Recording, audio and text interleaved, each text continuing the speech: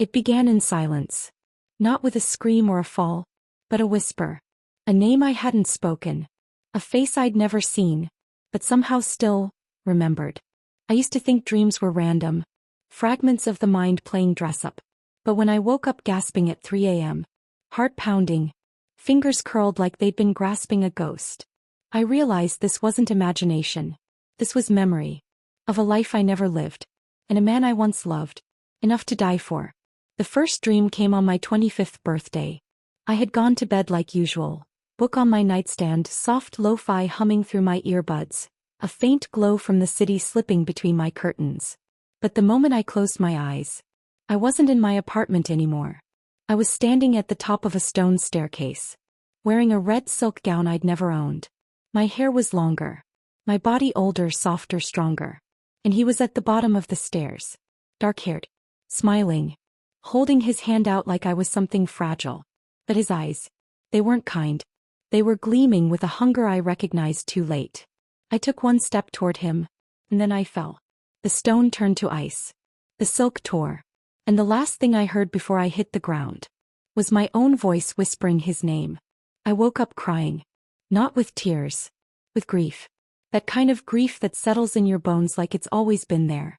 Like a wound you forgot to notice. I couldn't explain it, but the ache in my chest felt older than my body. I tried to shake it, poured coffee like normal, answered emails, filed a pitch for a client. I worked in branding, quiet, efficient behind the curtain, designing other people's identities while mine remained simple, muted, untouched. My coworker Tessa kept teasing me. When are you going to show your face online, Sarah? You're too smart to stay invisible forever. I laughed it off, because what I couldn't tell her was, I didn't want to be seen, because part of me still believed. Being seen was how I died. The dreams continued. Not every night, but often enough. Each one revealing more. A gold pendant in my palm. A wedding veil torn in half. A secret staircase. And always, him. Never with a name. Just a feeling. Like déjà vu wrapped in silk and smoke. Every time I looked into his eyes, I felt like I was running toward a blade, thinking it was a flower. Then I saw him. Not in a dream. In real life. At a pitch meeting with a luxury client looking to rebrand their hotel. He walked into the room late. Buttoned shirt, soft smirk, effortless arrogance, and every hair on my arm stood up. The room faded. It was him. Older, sharper, real. But the soul was the same. I remembered the curve of his smile. Before he ever said a word. His name now was Damian Rhodes. Powerful. Polished. Unapologetically charismatic. But my blood turned cold. Because he looked at me like he didn't know me at all. And I realized. He didn't. But I knew him. After the meeting he approached me. You didn't say much, he said, glass of wine in hand. I observe, I replied. He smiled. I like that. Quiet girls always see the most. I forced a nod. But something in me was trembling. Because I remembered those words. He said them before. In another place.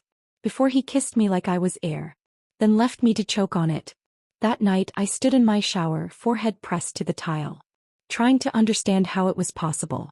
How I could feel something so ancient. For someone I had only just met. But the more I resisted, the more the dreams returned. This time not just moments. Memories. A wedding ceremony in a room of candlelight. Signing papers I didn't read. A friend turning away. A voice behind a door whispering my name. Not in love. In warning. I was a woman who loved a man more than herself. And he used that love. To destroy her. I stood in front of my bathroom mirror the next morning. Studied myself. Same eyes. Same skin. But different. I reached up and touched my throat. Because in the last dream, that's where the pain had been. Like someone had taken my voice. And never given it back. I whispered to my reflection. Not this time. 2 days later I received an email. From Damian. I found your profile in the packet. Impressive work. Would love to take you to dinner and hear more about your vision. I stared at the screen. The past me would have said yes. Desperate to feel chosen. Hungry for the kind of attention that sparkled like danger. But this version of me? The one piecing her soul back together from another lifetime? I didn't delete it. But I didn't answer either. A week later I ran into someone else. Literally. At a cafe, juggling my laptop and matcha latte, I collided with a man wearing a navy coat and a quiet expression. He caught my cup before it hit the floor. Good reflexes, I muttered, flustered. He just smiled. There's something in your eyes, he said. Like you've lived more lives than you should. I froze. He didn't say it like a pickup line. He said it like a truth. His name was Caius Hale. I would learn later he owned the venture capital firm backing the hotel rebrand. Richer than Damien. More powerful. But in that moment, all I saw was calm. The kind of strength that didn't need to be loud to be commanding. And for the first time in weeks, I felt safe. I didn't respond to Damien's invitation. Not because I wasn't tempted, but as I was. There was something dangerously familiar about him. The magnetic pull of a man you once gave your life to. And part of me still ached to ask why. Why he betrayed me. Why he destroyed me. Why I loved him so much I forgot to breathe without his approval. But I wouldn't ask this time. I wouldn't walk into that fire again. Just to prove I could survive the burn. So I stayed silent. Let the message sit there. Unread. Unanswered. Like a match never struck. They weren't dreams anymore. They were memories. Brutal. I saw myself in silk begging him not to go to her. Saw the door close in my face. Felt the weight of a necklace ripped from my throat. Felt my knees hit stone. It was always her. In every lifetime. The friend with the perfect smile, the well-timed tears. Selena. In the memories she was my closest companion. And in the end, she was the one who held my hand. While twisting the knife. I saw her too. At a networking event for women in tech. Hair curled, champagne in hand, laughing like the world owed her nothing and gave her everything. Selena Blake. Now a brand consultant with a massive online presence. #BossBabe Energy. 300K followers. The kind of woman people posted with just to prove they were worthy. She saw me. Paused. Tilted her head. We've met before, right? She said. I smiled carefully. In another life. She laughed like I was joking. I wasn't. I watched her walk across the room and kiss Damien on the cheek. The two of them, again. Connected like a curse. But I wasn't the same. Not anymore. In the past I would have shrunk. Disappeared. Written myself out of the story so they could stand center stage. But now I stayed. I stood taller. Held my glass without shaking. Watched them, him with that familiar smirk. Her with that perfected innocence. They hadn't changed. But I had. Caius appeared beside me. You're too quiet to be forgettable, he said. I looked up. He wore the same navy coat. The same steady gaze. I smiled. You always speak like you've seen too much. He raised an eyebrow. And you speak like someone who remembers it all. We talked that night. Not about business. Not about networking. About books. Beliefs. Stillness. He wasn't flashy. Didn't compete for attention. And yet, the moment he walked into a room, people naturally made space for him. He had presence. Without needing performance. And I found myself breathing easier. Just being near it. That night, I returned home and lit the lavender candle I always used when I needed clarity. But instead of peace, the vision hit me like thunder. I was in a garden. The same garden where I once begged Damien to run away with me. The war was coming. He said he'd protect me. And then, he handed me over to them. A political move. A deal. My hands are tied, he said. But they weren't. He just didn't want them dirty. I screamed. They dragged me away. And in the dream, as I broke beneath the weight of betrayal, I saw Selena, standing behind him, smiling. This time, I woke up cold, like a woman who had just buried someone she once believed in. I focused harder, wrote sharper. Clients noticed. I was offered a creative lead position on a global wellness campaign. My first time managing not just branding, but narrative. Serafina Hale wasn't just rising. She was being handed the pen. And this time, I would write my own ending. Another email. Then a message on LinkedIn. Saw you at the tech gala. You looked luminous. I'd love to actually catch up. But no pressure. No pressure. That's what he always said. Right before the pressure came. In a past life I would have replied. In this one I let it sit. But I clicked on his profile. Scanned the words. Founder. Speaker. Thought leader. No mention of the women he had crushed to rise. No mention of the softness he used. Then discarded. But beneath his curated post, one caught my eye. A comment from Selena. Let them keep underestimating us. And I knew. They still moved like ghosts. Wearing gold. Caius texted. A simple message. There's a poetry exhibit next weekend. You strike me as someone who understands words beyond their weight. Care to join me? I stared at the screen. No pretense. No chase. Just invitation. And I said yes. Not because I needed to forget Damien, but because Caius never asked me to forget myself. On the train ride home, I caught my reflection in the window. Same face. Same skin. But something had settled in my eyes. Resolve. And I whispered to myself, not as a curse, but a vow. I won't die for him again. I didn't block Damien. I didn't delete his messages or pretend he didn't exist. I let him linger, unread, untouched, unanswered. Because there was a kind of power in silence. A power I never had in the last life. When I begged him to choose me, to protect me, to mean what he promised. But I had learned. Men like Damien don't protect you. They study your softness, then sell it when it benefits them. He messaged again a week later. Still thinking about you. There's something familiar about you. I know that sounds strange. Strange. If only he knew.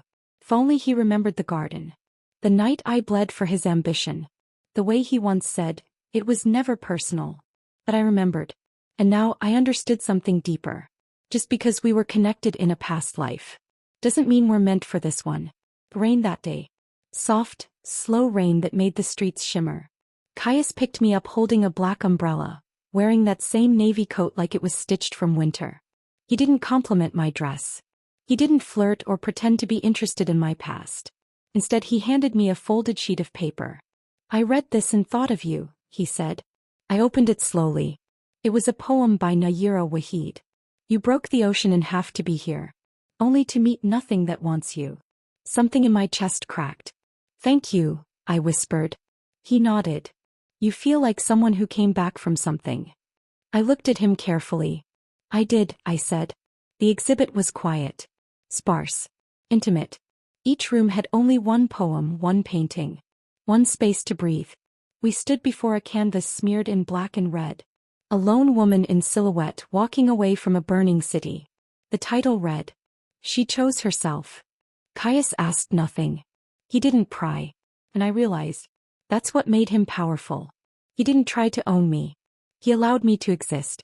The next day, Damien appeared in person. He showed up at my building. Brought coffee like it was still 2018. Smiled like we had some inside joke. I figured you were just busy, he said, his voice so familiar it made my spine stiffen. I am, I said, cool but calm. I know it's bold, he added, but I haven't stopped thinking about you since the meeting. There's just something about you. Of course there is. You once knew me. But only after it was too late. I tilted my head. What exactly do you want, Damien? He blinked.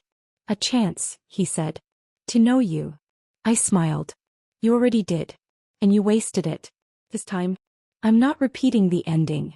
I walked inside before he could answer. After that, the dreams came harder. Not memories. Warnings. A voice, my own, whispering in the dark. If you let him close, it ends the same. My hands burned in the dream. As if I was holding a thread I refused to let go of. A thread made of pain, of love, of loss. But in the dream, I dropped it.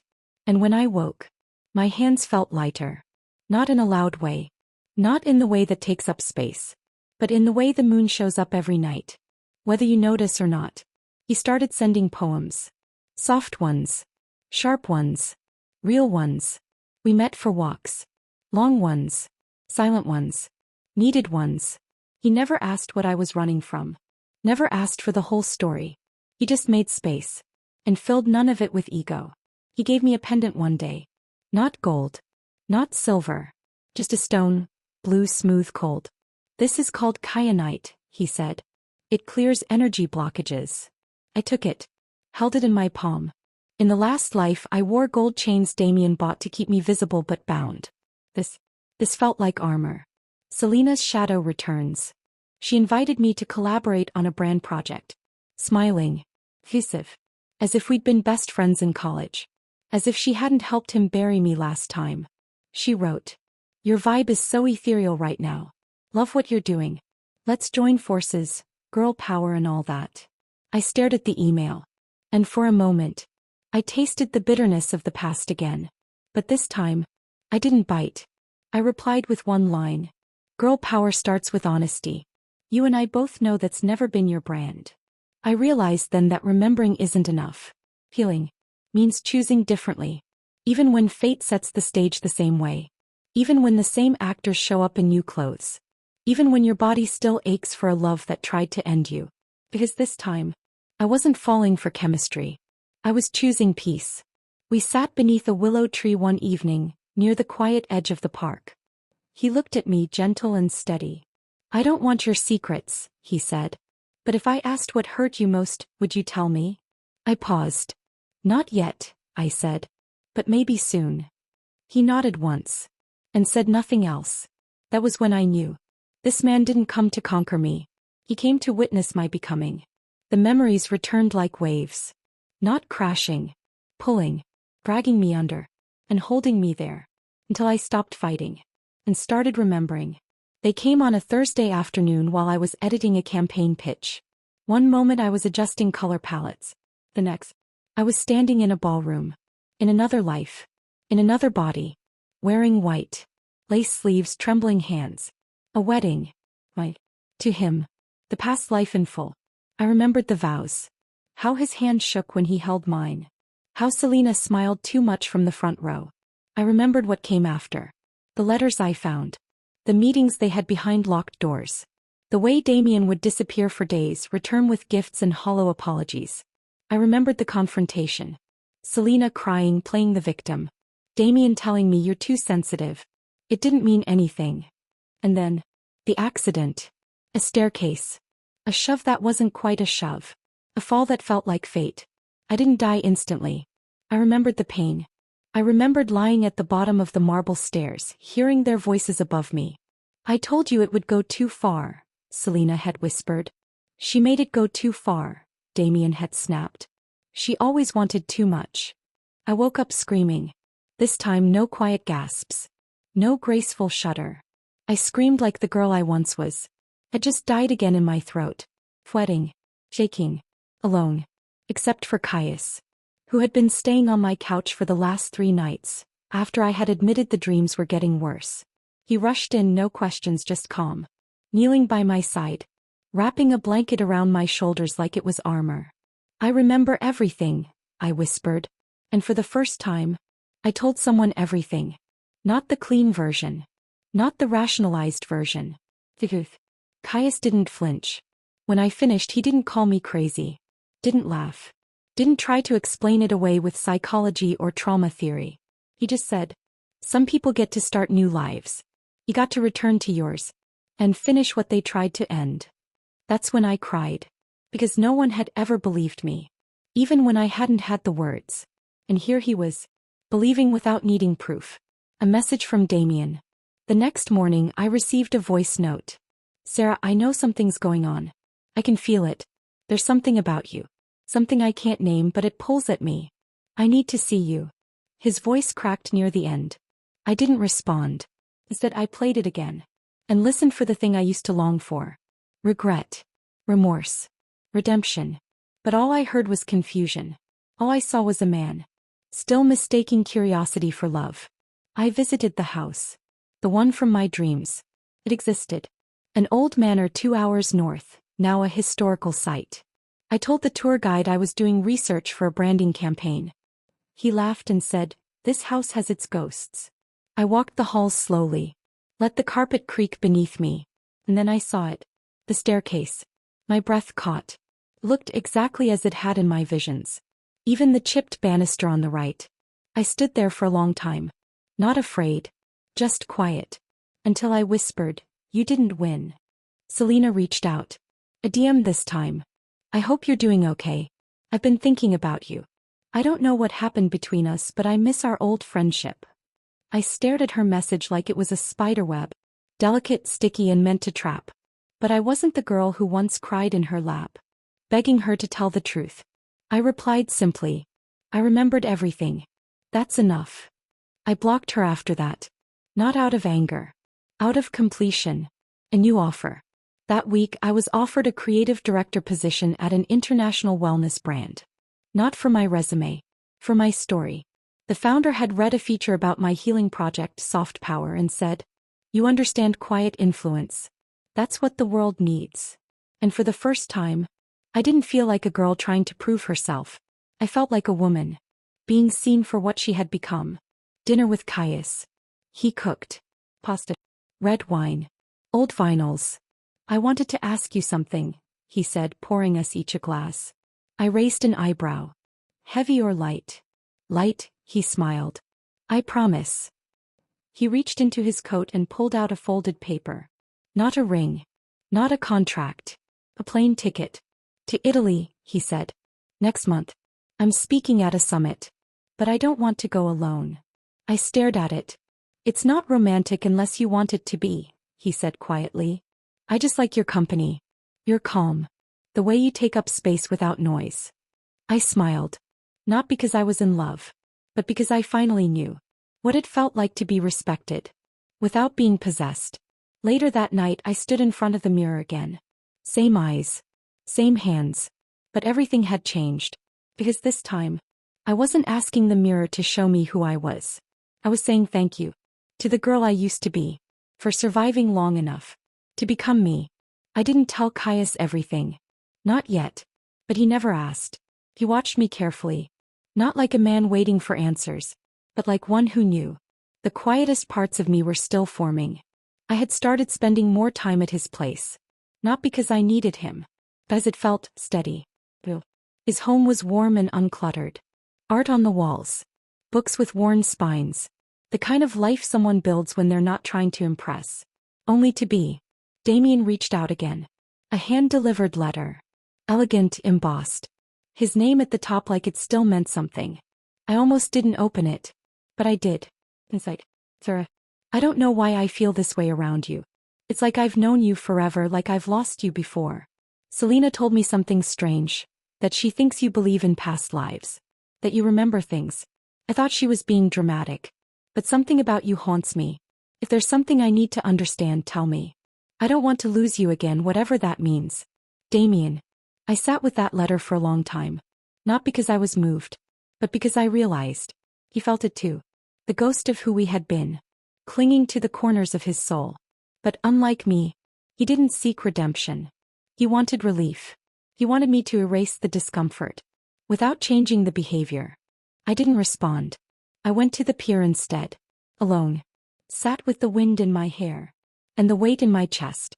That used to be my love for him. Now it was something else. Not hatred. Distance. A line drawn so firmly. Not even fate could erase it. This time an in-person ambush. She showed up at a women's conference where I was giving a keynote on narrative resilience. Cornered me in the hallway afterward. Red lips. Perfectly manicured pain.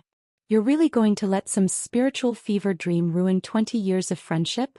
I smiled gently. "You ruined it," I said. "I just remembered." She looked like she might cry. But I didn't move. Because in a past life I would have comforted her. Even while bleeding. This time, I walked away. My feature in Soft Power magazine had caught global attention. Now an international wellness brand, Coral Earth, offered me a full creative partnership. Co-director. Lead visionary. A percentage in equity. "You don't just represent our aesthetic," the founder said. "You represent our evolution." I signed the contract the same day. And that night I went home, looked in the mirror, and whispered, "She never got to live this life. But I do." Caius noticed the shift. He watched me carefully as I walked into his apartment that night, tired but lit from within. "You seem different," he said softly. "I chose something I would have once been too afraid to want." He nodded. "Good," he said. "You deserve a life that doesn't cost your soul." And then, for the first time, he reached for my hand. Not to pull me closer. Just to hold it. And in that quiet moment, I realized I was no longer chasing healing through love. I was simply being loved. While I healed. It was unplanned. I stepped into a rooftop lounge for a brand mixer and there he was. Same tailored suit. Same charm. But this time I saw the fraying at the edges. He approached slowly. You really don't remember anything good? He asked. Nothing worth salvaging? I looked him straight in the eyes. I remember everything. That's why I'm walking away. He tried to smile but it faltered. You've changed, he said. No, I corrected. I returned. That night I went home and opened the old leather journal I had started after the dreams began. I wrote, in a past life I died trying to be enough for someone who never saw me. In this one I live knowing I was always enough. I just needed to see it first. And for the first time, I closed the book. With nothing left to write about him. I told Caius yes. To Italy. To the quiet. To the space we'd share. Without promises or pressure. Just possibility. And that night as the plane soared into sky, I looked down at the city, where I had once lost everything, and whispered, I forgive you, but I choose me. Italy was different in this life. The past version of me had dreamed of going there on a honeymoon, wearing a white dress, his last name, and a smile that was only half real. This time I arrived alone. No ring. No illusion. Just me. The real me. Caius met me at the airport in Florence, calm and understated as always, a paperback in his hand and 2 espressos in a to-go tray. Jet lag cure, he said, offering me one. I smiled. You really don't miss. He shrugged. I pay attention. Not I study you. Not I know what women want. Just I see you. We stayed in a villa outside the city. Olive groves, stone paths, and silence thick as honey. Caius had business meetings during the day, but we'd meet in the evenings on the terrace. He never rushed me. Never asked for more than I gave. He let the space between us fill slowly. Not with promises but presence. One night as we watched the sky burn orange behind the hills, he asked, Do you believe we meet the same souls over and over? I turned to look at him. I believe we meet them again until we stop needing them. He didn't ask if I meant Damien. He didn't have to. That night I dreamed of her. My past self. Wearing white again. But not in a wedding dress. In a simple linen gown, barefoot on grass, eyes steady. She didn't speak. She just handed me a box. Inside was the necklace Damien had once torn from my throat in anger. But now it was whole again. Restored. I looked up to thank her. But she was already gone. And I woke up. With no ache in my chest. For the first time, the dream didn't hurt. It closed. He had heard I was abroad. That I was working with Coral Earth. That I was on the rise without him. The message was long, emotional, regretful. He said he didn't know what he'd done in another life. But he wanted a chance to make it right in this one. You were always too good for me. But I want to be someone worthy of you now.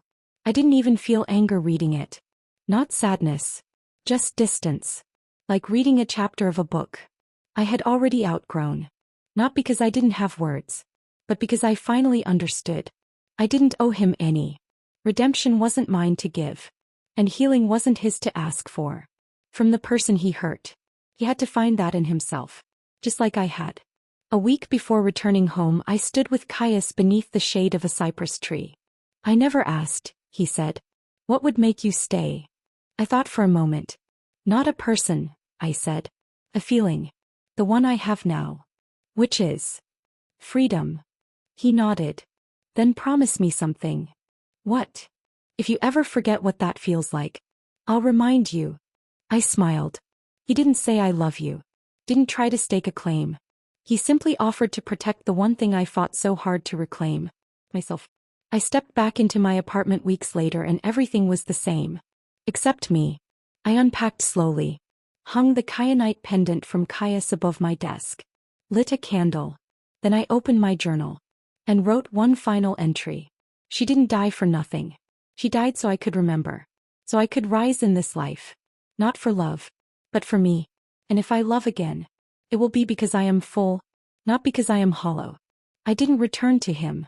Not in memory. Not in yearning. Not in rage. I closed the door. Without slamming it. And walked forward. Without looking back. Because in the story of my rebirth, he was just a paragraph. But I was the entire book. In my past life, I died loving a man who only loved his own reflection. In this one, I lived, truly lived, by choosing someone who loved my silence, as much as my voice. Someone who didn't complete me. Someone who honored me. This is not a love story. It's a rebirth story, where the girl who was betrayed became the woman who walked away and never needed to be saved. To be free. The